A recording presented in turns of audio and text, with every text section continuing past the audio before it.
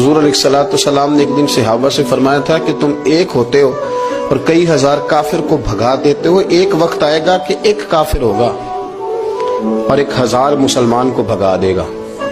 اس بیماری کو خاص توجہ سے سننا اور اس کی وجہ بھی سننا کہ بیماری پھیلتی کیسے، بس اس بات کو کبھی نہ بھولنا، یہ نفع دے گی۔ کہا ایک کافر 1000 مسلمان کو آگے لگا کے بھگائے گا، کیونکہ وہ پاک طیب طاہر دلوں والے لوگ تھے۔ وہ بول پڑے یا رسول اللہ صلی اللہ علیہ وسلم کیوں ایک کافر 1000 مسلمان کو بھگا ڈالے گا؟ کیا وجہ ہوئی، کیا ہو جائے گا؟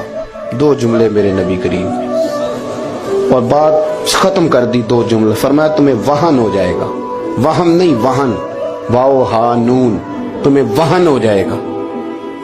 یا رسول اللہ یہ کس بیماری کا نام ہے؟